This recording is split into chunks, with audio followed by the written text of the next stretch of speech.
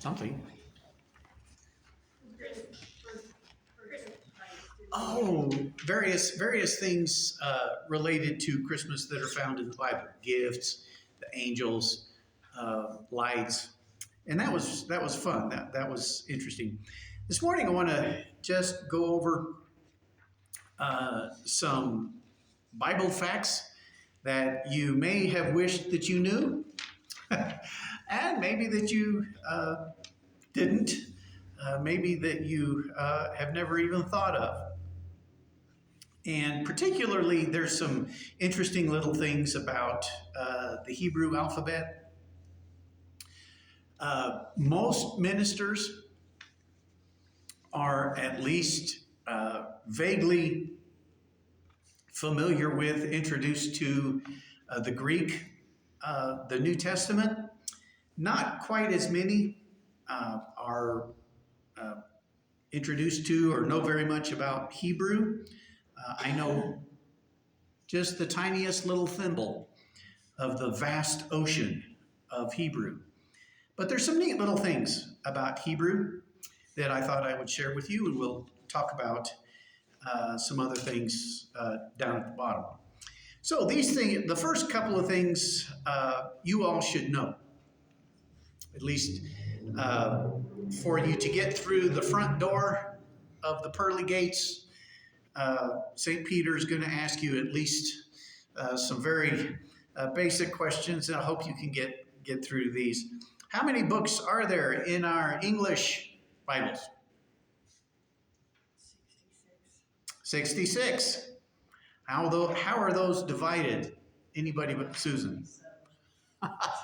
What's that? 39 and 27. And how can we remember that? So Missy? does that mean the Catholics aren't going to get in because they have a different Bible? Well, they have more, so maybe they have a special section for the Catholics. How is that easily memorized, Missy? Well, if you can remember the Old Testament number 39, 3 times 9 equals 27. And so the 39, if you multiply that out, gives you the 27. 3 times 9 is 27. Yeah, you're right. Okay, never mind. The bean counter doesn't know multiplication. Wow. Kylie and I have major points. Anytime Susan wants to argue with us now, we've now to go to Dennis's point.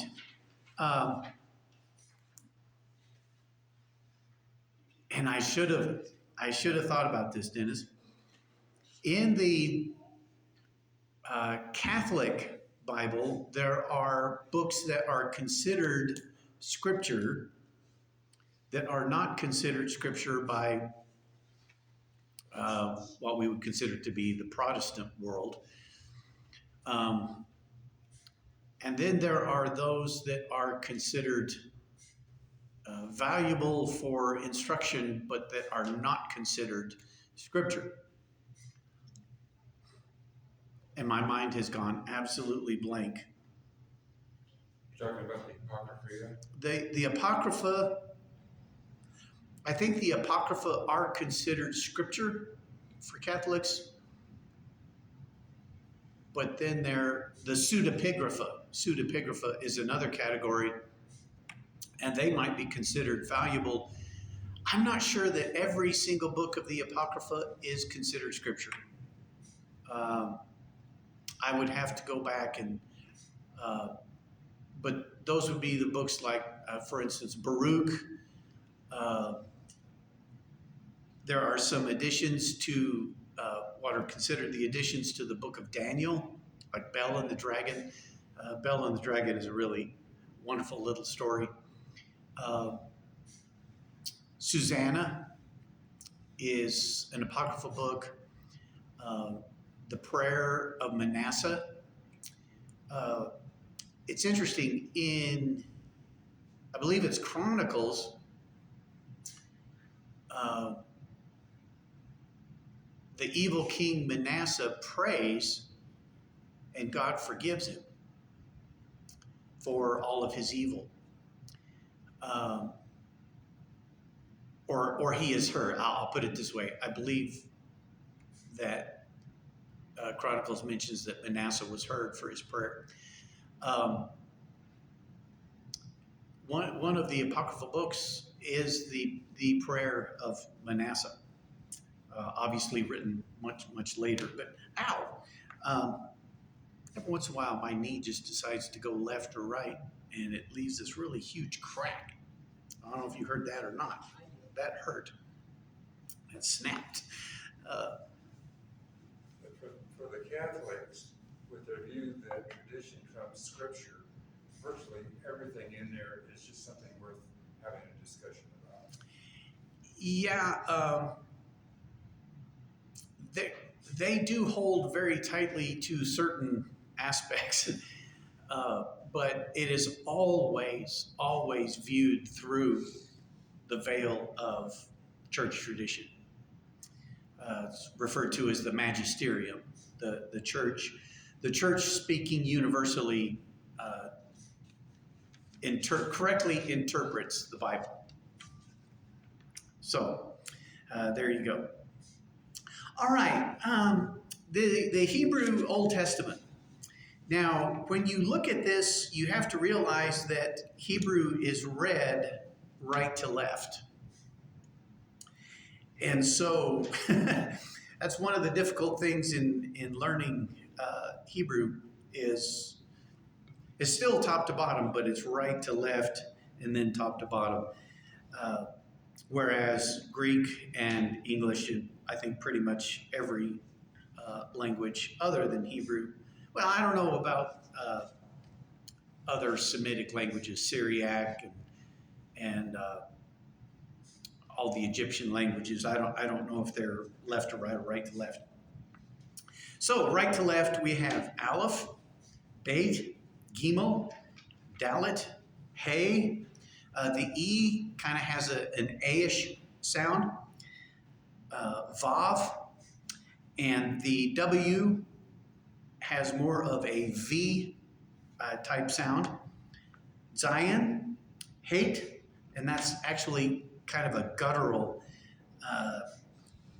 There's kind of a CH sound in there. Hate, Tet, Yod, Kaf, Lamed, then down next row, Mem, Nun, Samik, Ayin, and there again, there's very guttural sound there. Ayin, Pei, Tzadeh, Kof, Resh, and then that W-looking little thingy, depending on where the dot is pronounced either seen or sheen.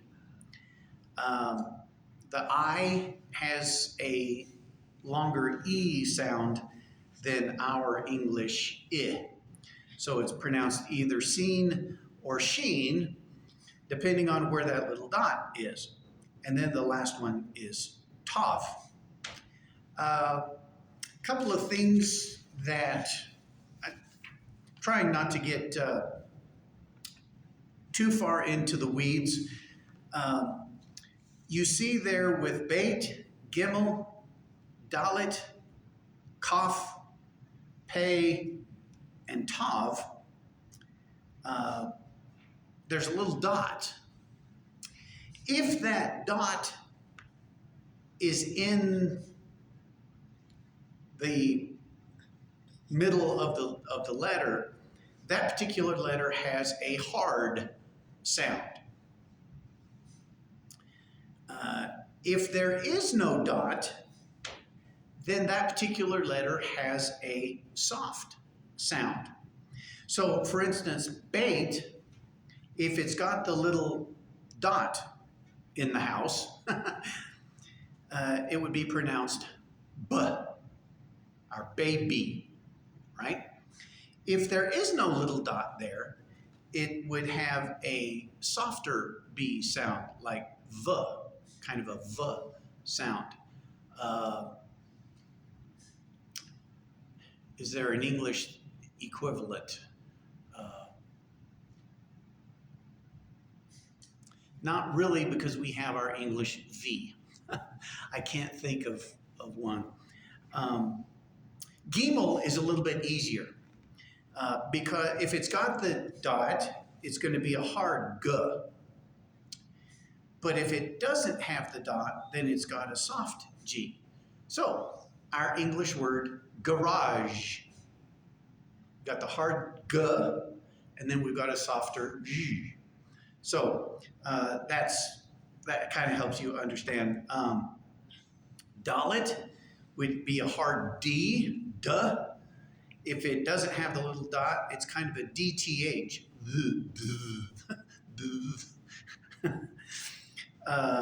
Cough is a hard K sound, cough, or a more of a CH sound.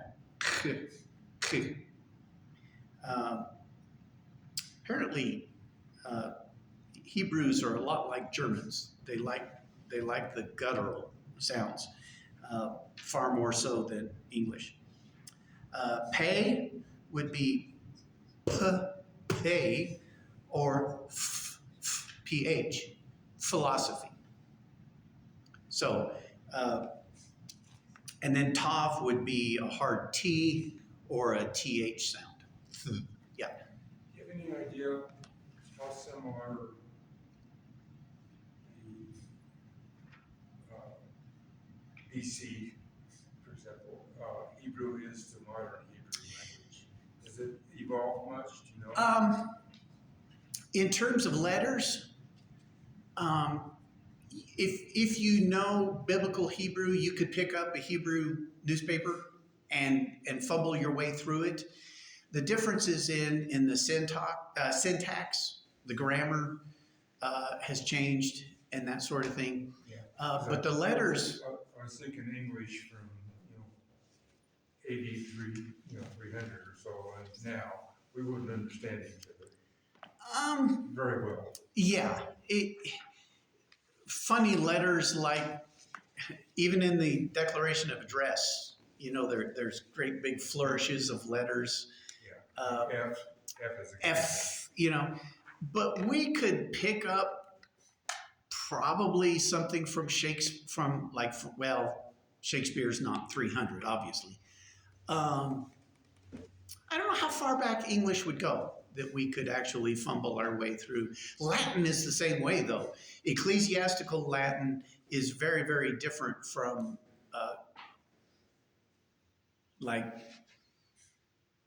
any kind of, Latin is more or less of a dead language, but ecclesiastical language or Latin, say from 2 and 3 and 400 AD, is very different from like 1600 Latin. So every language, if it's a live language, is going to change. However, because Hebrew did die out, I'm going to use my little air quotes, the letters still continued. It's just what died out was the syntax and the grammar and all that, the fancy stuff. See, I already talked about the difference between seen and sheen. Notice that there are two S sounds, samic and seen. And is there a significance there? Probably just more in terms of spelling. If you hear a word, you've got to understand whether it's spelled with a samic or whether it's spelled with a seen.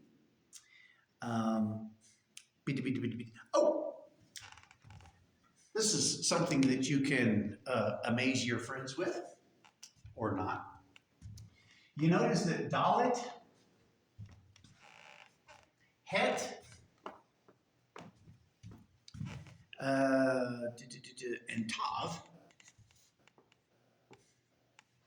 all have a little, what is called a porch. There's this tiny little part, kind of sort of, with the Het and then with the Tav. That dear friends and neighbors, is the tittle. Right? As in a jot and tittle? As in the jot and tittle. Now you notice that the third letter from the left, you got Lamed, Kaf, and Yod. Yod is this little apostrophe thingy just floating around up in the middle of the air. So we have the jot and the tittle. All right, so when Jesus says, not the smallest letter, now in Greek that word is iota. So if you go down to your Greek alphabet, and it's the 1, 2, 3, 4, 5, 6, 7, 8, 9, it's the 9th letter, but it, instead of this little apostrophe looking thing, it actually kind of looks like our I, our English I. So he says not an iota, or in the King James it's written out tittle. I think in my ESV it says not the smallest letter or the smallest part of a letter. But what he's talking about in Hebrew is not the littlest letter, not the yod, nor the tittle. The smallest part of a letter will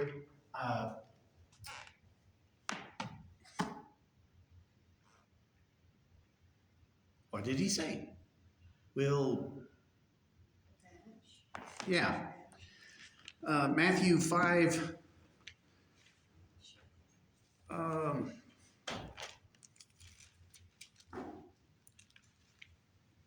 I've got to get my eyeballs. Not an iota, not a dot will pass from the law. Okay, so not a letter, not the smallest part of a letter will pass until all is accomplished. Oh, okay. One other thing that I wanted to point out.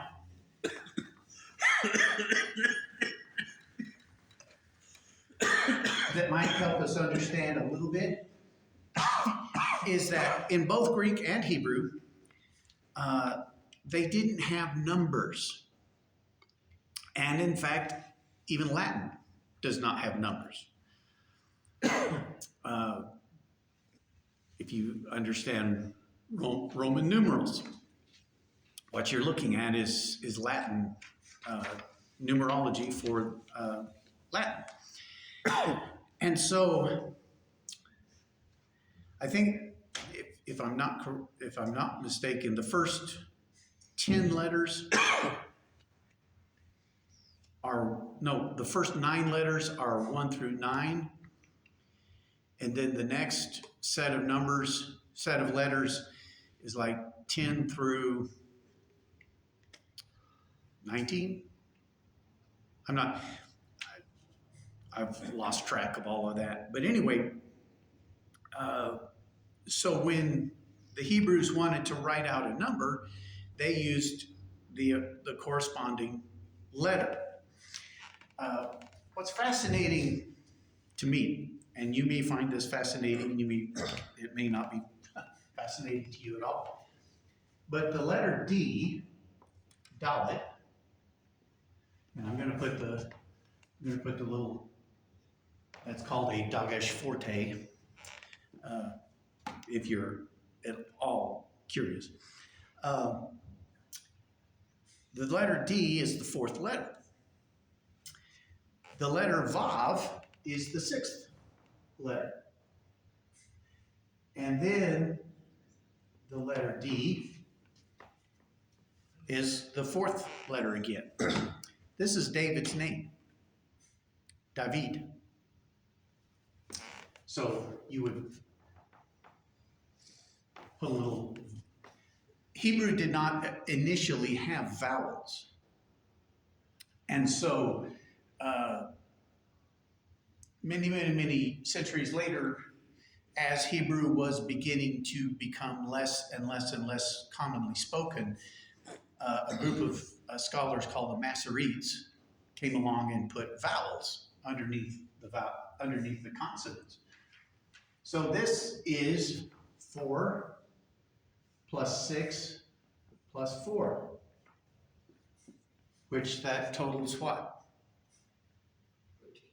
14. How does Matthew group his genealogy in Matthew chapter 1? 14 generations between 14, 14, 14. And it's all centered on David. 14 from Abraham to David, 14 from David to the deportation, and then 14 from the deportation to Jesus. So, here again, this is supposition on my part, but Matthew is by far and away the most Jewish oriented of the gospel writers, and he is, I think, going off of this concept of the numeric. And so he wanted to frame his genealogy focusing on the name David, which raises all kinds of interesting possibilities in the book of Revelation, because what is the number of man? 666. Yeah. And so scholars have tried 11 dozen different ways from Adam to come up with a name that totaled 666. They try, who was that? Nero. They tried to put the name Nero into Hebrew letters and spelling it different ways to come up with 666. What's really interesting is there's a footnote. There are manuscripts that instead of 666, there are manuscripts that list the number as 616. So that throws another monkey wrench into that. That's all really that I wanted to point out about the Hebrew alphabet. Anybody had a question about anything of Hebrew? Another thing about the Hebrew Bible that is very, very different from ours is that the sequence, the ordering of the books is very, very different. So, for instance, in Hebrew, and if you're curious, if you want to see Hebrew written out, I do have my Hebrew text here. Begins Genesis, Exodus, Leviticus, Numbers, Deuteronomy, Joshua, Judges, Samuel, combined 1st and 2nd Samuel, 1st and 2nd Kings, and then it goes to the prophets.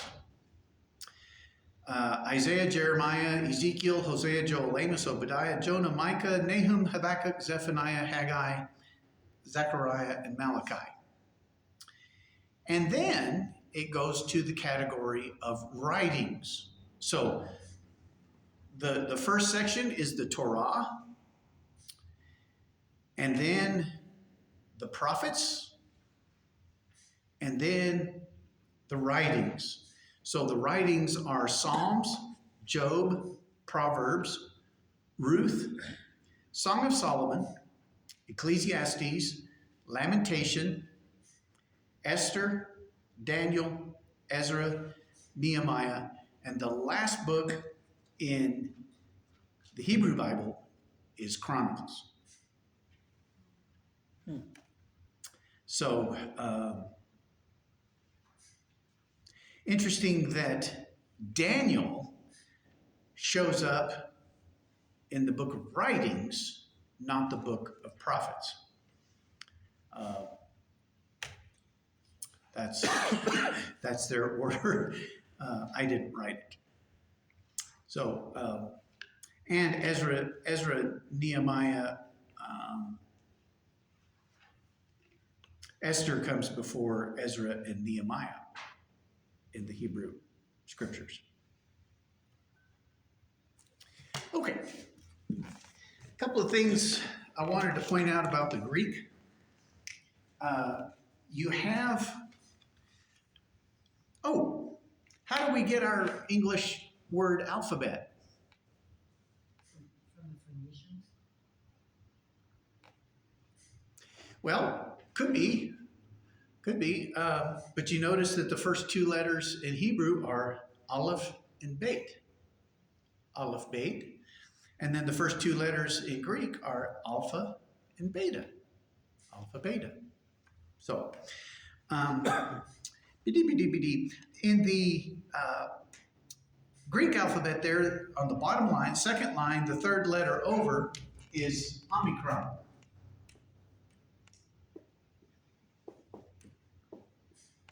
And then the last letter is, looks like a W, Omega. And I don't know how long it took me to figure this out. The Greek letter or Greek word for little is mikros. Microscope. Mikros. So Omicron is little o. Mikros. Omicron. Omega is big. Mega. O. Omicron. Omega. So whether it's big O or little o, that's what that is. What's that? Why does Omega look like a W? Well, and then there are capital letters for all these letters, Hebrew and Greek. Well, not Hebrew. Some Hebrew letters have two forms, not capital and lower. But the Omega, the capital, looks like that. And if you're a mathematician, you love math, you will notice that math uses a lot of Greek letters. Delta, theta, pi. Yeah, there's just a whole bunch of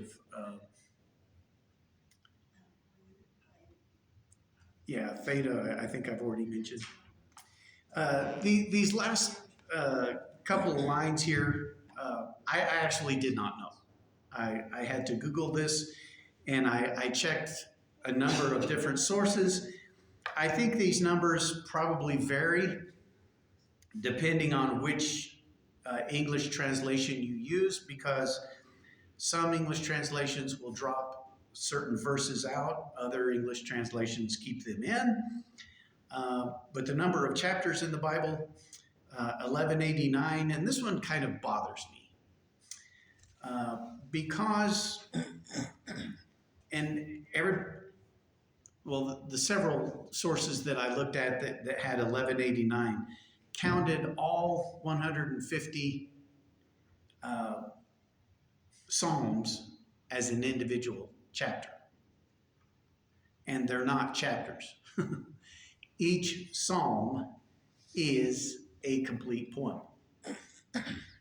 When you pick up a book of your favorite poet, Walt Whitman, I don't know, the poems are not numbered. They're named. And so we speak of the Psalms of David, the Psalms of Korah, the Psalms of Asaph. Each psalm stands on its own. So it bothers me. I'm far too particular about this. that it's listed in the 1189. So I say that there are 779 chapters in the Old Testament plus 150 Psalms. Standalone, individual, 150 Psalms, and then 260 in the New Testament. And then what really got me, somebody sat down and counted the number of verses, 31,102. So breaks down into 23,145 in the Old Testament and 7,957 in the New Testament. Just in terms of when our scriptures were written, the earliest that we think of the Old Testament writings, somewhere in the neighborhood of 1400. It could be a little bit older than that, could be a little bit younger than that, all the way to roughly 400 BC. So about 1,000 years, give or take some decades here and there. The New Testament, depending on when you date the earliest book, which would either be probably 1 Thessalonians or maybe even Galatians, in the late 40s, and we're talking like 48, 49, maybe 50, to approximately 80 AD, depending on when you date the last book of the scriptures, most commonly considered to be the book of Revelation, although some would argue that perhaps even one of the Gospels might have been written after the book of Revelation. So we're talking about somewhere in the neighborhood of 40 years, 45 years from the first New Testament author to sit down with a pen and paper and write a letter or a book to the very, very last. Any questions, comments, thoughts, observations?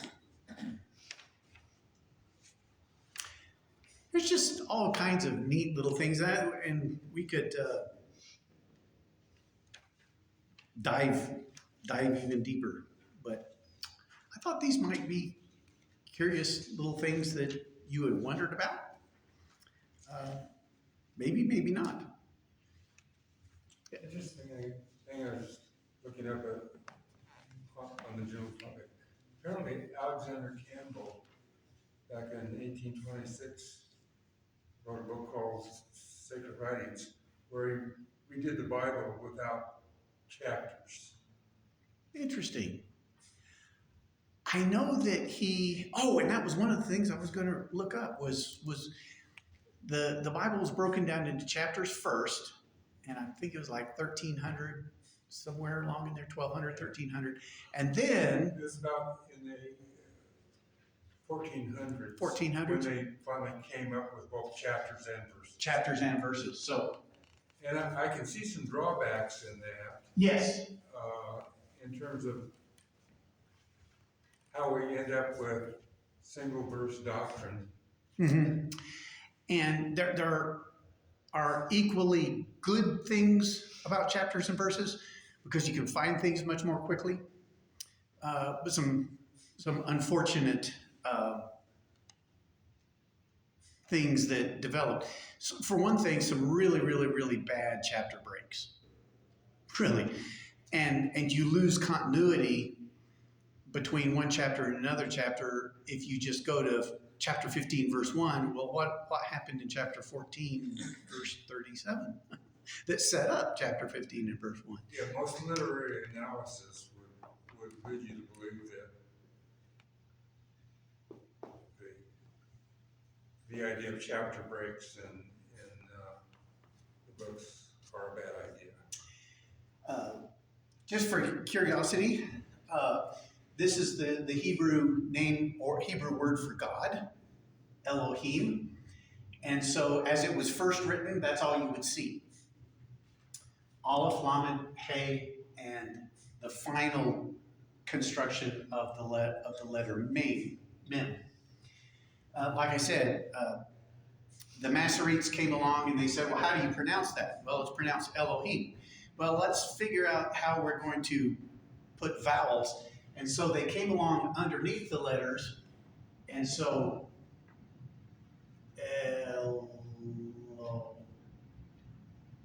so that's how it would, if you just looked at my little or my copy there, that's how you would see Elohim. With 3 little dots, a little dot right there, and then that's a vowel, and that's a vowel. The way our English word Jehovah is written, there's a yod, a hey, a vav, and another hey.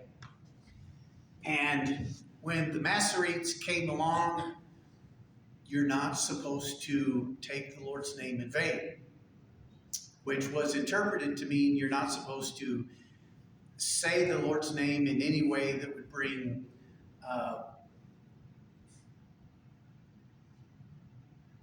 dishonor to the name of God. And so there are no proper vowel points to that word. What they did, though, was they came along and they put the vowel points for another name for God, which is Adonai. And so there are some vowel points, and I'm not going to put them under there. But so when you're reading along, and you come up to this word, you do not pronounce it as, we think Yod Hey Vav Hey would be Yahweh. Yahweh. You get the concept of breath. I am who I am. Yahweh. We think that's probably as close that it would ever be pronounced.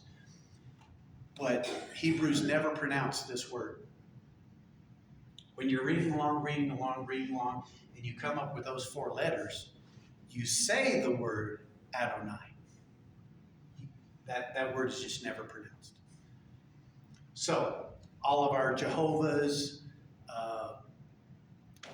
some English translations might even put Yahweh, but it's really to pronounce it, and I'm not even sure it could be properly pronounced, but it's more of a breathing sound, Yahweh. You learn so much really getting into the nuts and bolts. And I would so love to learn Latin, because I think there's probably equally fun stuff to know about Latin, but I never got there. Okay, let's take a break and go out into the highways and byways and compel people to come in for our worship service.